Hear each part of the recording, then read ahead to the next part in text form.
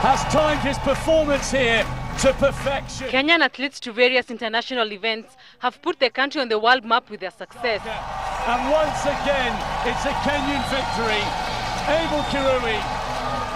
At junior level, very few disciplines have come out on top, a glaring evidence to the lack of sound youth development programs in the country.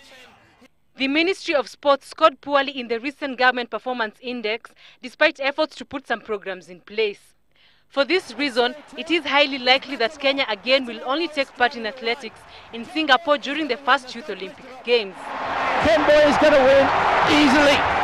What IOC had in mind was to give the youth of the world an opportunity to participate in a high-profile sporting event, but with more specific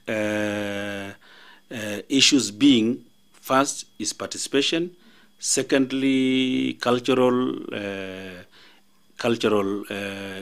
exchanges.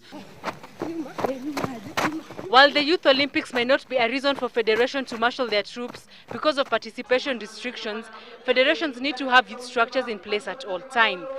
This will go a long way in growing sports at all levels and tapping and retaining talent as soon as it is discovered. Soy believes sports federations in Kenya are working hard to come up with youth programs and make them successful for the development of sports countrywide.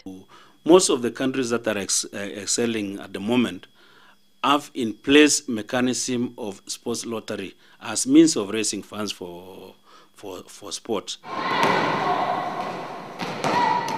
Of the 17 federations that took part in Youth Olympic Games qualifiers, only 4 have a chance of qualifying for the Singapore event. One of those that did not qualify is volleyball. Former Deputy Secretary General of the Kenya Volleyball Federation, Moses Mbuthia, blames poor results on lack of appropriate preparations and inefficient structures to help young volleyball players. The youth program that we have in Egypt is quite different from what we have here. That team trained as a unit for 5 months in Cairo.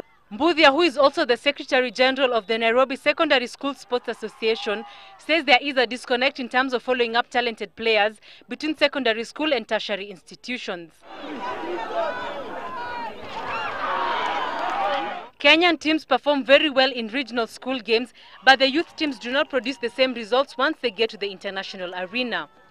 I think the whole thing centers around money and structures that are laid down both by the Ministry of Education and the Ministry of Youth and Sports. Kenya, with its wealth of sporting talent, should replicate the success enjoyed by senior teams at the junior level. The only way for this to happen is through the concerted efforts of all sports stakeholders. The key lies in a sound youth development structure in all sports. Kenya's current generation of sportsmen and women are renowned the world over for their sporting prowess. The ability of future generations to match this may be under serious threat from a lack of concrete youth structures. Maureen Mwende, reporting for Sunday Live Inside Sports.